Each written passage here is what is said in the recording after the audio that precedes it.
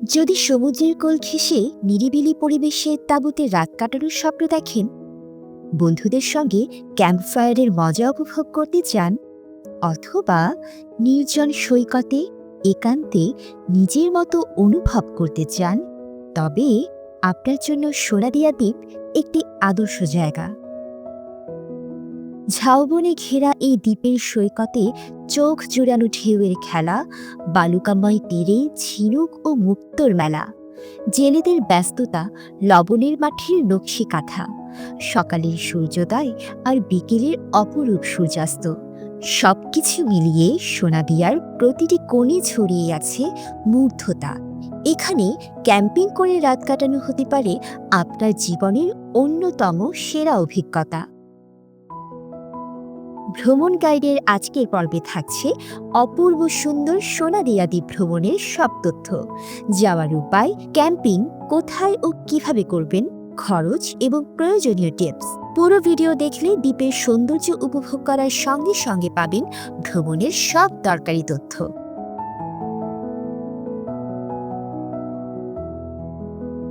বাংলাদেশের উপকূল ঘেঁষে বঙ্গোপসাগরে অসংখ্য সুন্দর দ্বীপ ছড়িয়ে আছে।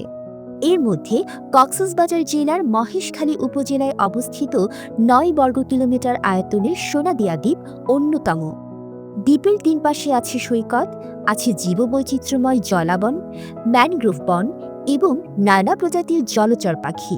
এখানে মানুষের বসতি শুরু হয়েছিল প্রায় ১০০ থেকে ১২৫ বছর আগে। বর্তমানে প্রায় ২,০০০ জন মানুষ এখানে বসবাস করেন, যাদের বেশিরভাগ জেলে। দ্বীপটি বাংলাদেশের অন্যতম শুটকি মাছ উৎপাদন কেন্দ্র, এছাড়া লবণ উৎপাদনেও বিখ্যাত। দ্বীপের নামকরণ নিয়ে আছে মজার গল্প। একসময় একটি সোনাবাহী জাহাজ পর্তুগিজ জলদস্যুদের সঙ্গে সংঘর্ষে ডুবে যায়। ধীরে ধীরে সেখানে বালি ও পলি জমে তৈরি হয় এই দ্বীপ। এই কারণে স্থানীয়রা এটিকে সোনাদিয়া বা স্বর্ণদ্বীপ বলে ডাকে। আবার কেউ কেউ মনে করেন একসময় এখানে মুক্তা চাষ হতো, যা সোনার দামে কেনা বেচা হতো। এই কারণেই দ্বীপের নাম সোনাদিয়া। সোনাদিয়া দ্বীপের আসল সৌন্দর্য উপভোগ করতে আপনাকে অবশ্যই এক রাত সেখানে থাকতে হবে। তবে থাকার জন্য হোটেল বা রিসোর্ট নেই, তাই রাত কাটাতে হবে তাঁবুতে। নিজেদের ক্যাম্পিং সরঞ্জাম না থাকলেও সমস্যা নেই। স্থানীয় অনেক ক্যাম্প সাইটে রাতে থাকার জন্য তাঁবু, ৩ বেলা খাবার, ওয়াশরুম ও অন্যান্য সুবিধা সহ জনপ্রতি ১,০০০ থেকে ২,০০০ টাকায় প্যাকেজ পাওয়া যায়। সোনাদিয়া দ্বীপের পূর্ব সৈকত এবং পশ্চিম সৈকত, এই দুই জায়গা ক্যাম্পিং করার জন্য উপযুক্ত। দুই সৈকতের মধ্যকার দূরত্ব প্রায় ৩ থেকে ৪ কিলোমিটার, তবে বেশিরভাগ ক্যাম্প সাইটের অবস্থান পশ্চিম সৈকতেই। জনপ্রিয় ক্যাম্প সাইটের মধ্যে আছে পূর্ব সৈকতের সোনাদিয়া ক্যাম্প ফায়ার রিসোর্ট, পশ্চিম সৈকতে অবস্থিত Sandy Hill Beach Resort, Ocean Bridge, Sonadia Glampers Hut সহ আরও কিছু ক্যাম্প সাইট। সোনাদিয়ার সকল ক্যাম্প সাইটগুলোর যোগাযোগ নাম্বার ভিডিওর ডেসক্রিপশনে দেওয়া আছে। নিজেদের তাঁবু নিয়ে ক্যাম্পিং করার সুযোগও আছে, তবে এই জন্যে কক্সবাজার বা মহেশখালী থেকে আগেই প্রয়োজনীয় বাজার করে নিতে হবে।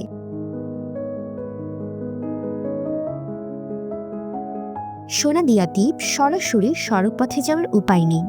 কক্সবাজার থেকে ট্রলার বা স্পিডবোট রিজার্ভ করে সোনাদিয়া যাওয়া যায়, অথবা প্রথমে কক্সবাজার থেকে নদীপথে মহেশখালী উপজেলা গিয়ে সেখান থেকে সড়ক পথে ঘটিভাঙা ঘাট হয়ে ট্রলারে সোনাদিয়া যাওয়া যায়।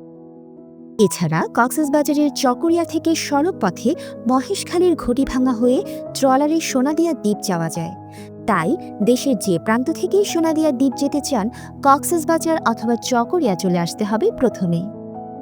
কক্সবাজার থেকে সোনাদিয়ায় যাওয়ার সবচেয়ে সহজ পথ হল সরাসরি রিজার্ভ ট্রলার বা স্পিড বোটে যাওয়া। কক্সবাজারের যে কোনো জায়গা থেকে অটো রিকশায় নাজিরার টেক ঘাট অথবা ৬ নম্বর ঘাটে যেতে হবে। ঘাট থেকে লাইফ বোট বা স্পিড বোট ভাড়া করা যায়। লাইফ বোটে ৩০ জন, স্পিড বোটে ১০ জন যাওয়া যায়। লাইফ বোটে সোনাদিয়া যাওয়া ও আসার জন্য রিজার্ভ ভাড়া লাগবে প্রায় ৪,০০০ থেকে ৬,০০০ টাকা। স্পিড বোটের রিজার্ভ ভাড়া প্রায় ৬,০০০ থেকে ৭,০০০ টাকা। যদি বাজেট সমস্যা না থাকে, এবং কম সময়ে যাওয়া আসা করতে চান তবে স্পিড বোটই ভালো অপশন। সোনাদিয়ার কোন প্রান্তে নামবেন তার উপর নির্ভর করে সময় লাগবে প্রায় 40 মিনিট থেকে 1 ঘন্টা। কক্সবাজার থেকে কম খরচে সোনাদিয়া যেতে চাইলে লোকাল পথে একটু ঘুরে যেতে হবে। কক্সবাজার 6 নম্বর ঘাট থেকে লোকাল স্পিড দিয়ে মহেশখালী ঘাটে যেতে হবে। ভাড়া জনপ্রতি 90 থেকে 100 টাকা। সময় লাগবে প্রায় 15 মিনিট। স্পিড বোটের মহেশখালী চ্যানেল ও বাঁকখালী নদী পাড়ি দেবার যাত্রাটুকু বেশ রোমাঞ্চকর।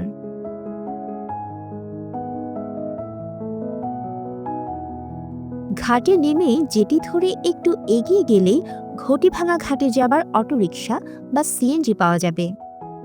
লোকাল বা রিজার্ভ দুইভাবেই যেতে পারবেন। রিজার্ভ নিলে খরচ হবে 250 থেকে 300 টাকা। প্রায় 9 কিলোমিটার দূরের ঘটিভাঙা ঘাটে যেতে সময় লাগবে প্রায় 45 মিনিট। স্পিড বোট ও সড়ক পথ ধরে ঘটিভাঙা যাওয়ার এই সময়টুকু উপভোগ করার মতো।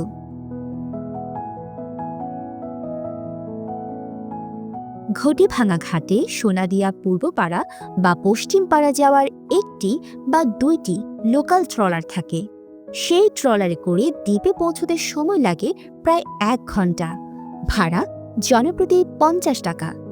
তবে মনে রাখতে হবে এই ট্রলার জোয়ার ভাটার উপর নির্ভর করে ছেড়ে যায়, তাই জোয়ারের সময় কখন এবং কখন ট্রলার ছাড়বে তা আগেই জেনে নিতে হবে। তা না হলে ট্রলার রিজার্ভ করে যাওয়া ছাড়া উপায় নেই। আপনি যদি সোনাদিয়ার কোনো ক্যাম্প সাইটের প্যাকেজ বুকিং দিয়ে যান তাহলে তাদের সাথে আগেভাগে যোগাযোগ করলে যাওয়া আসার ব্যাপারে সাহায্য পাবেন। ঘটিভাঙা থেকে খাল ধরে সোনাদিয়া যাবার পথটাও কম রোমাঞ্চকর নয়।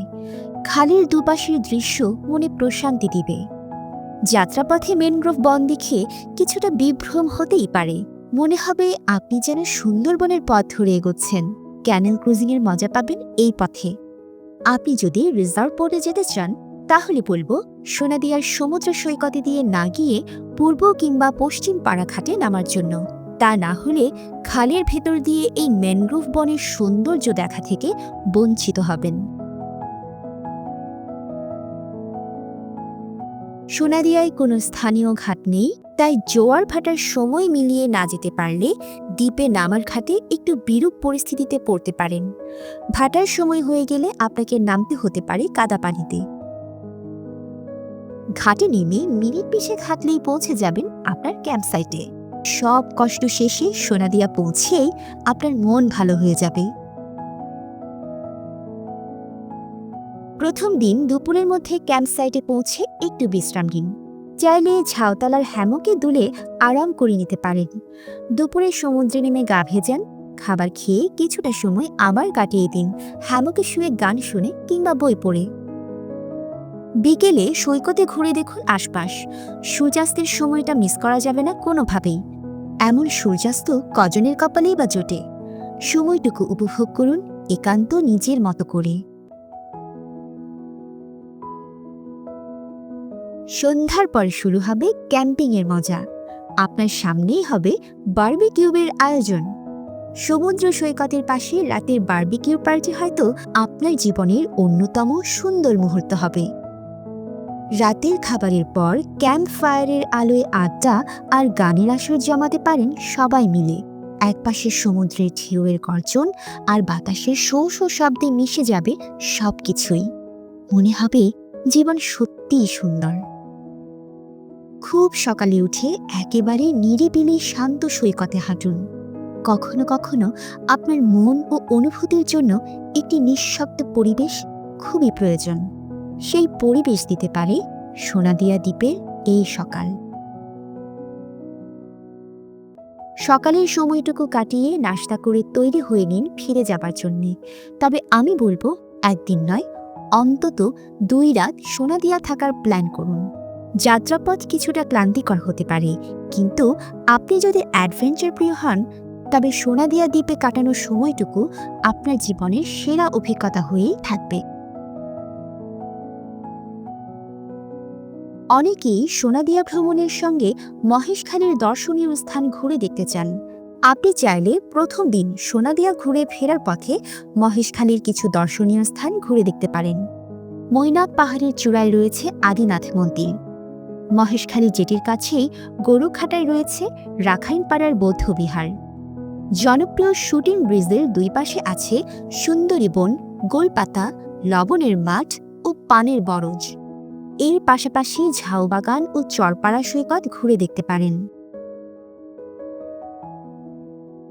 সোনাদিয়া দ্বীপ ভ্রমণের জন্য যে কোনো সময় যেতে পারবেন, তবে সব দিক বিবেচনায় শীতকালের সময়টা ক্যাম্পিং করার জন্য আদর্শ। এই সময়টাতে দ্বীপের পরিবেশ ও আবহাওয়া ভ্রমণের জন্য বেশ অনুকূল থাকে। গরমের সময় এখানে গরম থাকে প্রচুর, সৈকতের বালু উত্তপ্ত থাকে, তাই গরমকালে না যাওয়াটাই ভালো হবে। সোনাদিয়াতে বিদ্যুৎ নেই, তবে ক্যাম্প সাইটে সোলার পাওয়ারে অথবা জেনারেটরের মাধ্যমে মোবাইল চার্জ দেবার ব্যবস্থা আছে। প্রয়োজনে পাওয়ার ব্যাংক সাথে রাখুন। সোনাদিয়া ভ্রমণ ছোট বাচ্চা, বয়স্ক মানুষ অথবা যারা রিল্যাক্স ট্যুর পছন্দ করেন তাদের জন্য উপযোগী নাও হতে পারে।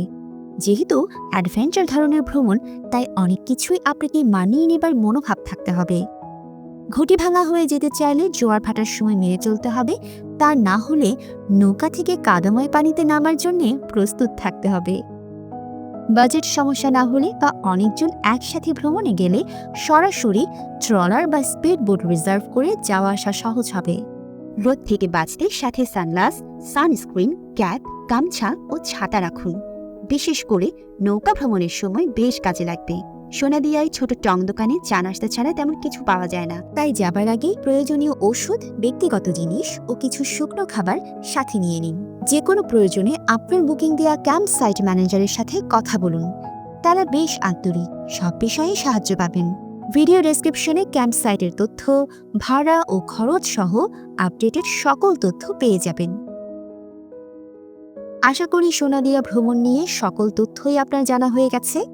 তারপরেও যদি সোনাদিয়া দ্বীপ ভ্রমণ নিয়ে কোনো প্রশ্ন থাকে তাহলে কমেন্টে জানান। ভিডিওটি ভালো লেগে থাকলে শেয়ার করুন বন্ধুদের সাথে, আর আমাদের ভ্রমণ গাইড চ্যানেলটি সাবস্ক্রাইব করা না থাকলে ঝটপট করে ফেলুন। পরের পর্ব দেখার আমন্ত্রণ জানিয়ে আজ এখানে শেষ করছি। সবাই ভালো থাকুন ও নিরাপদে থাকুন।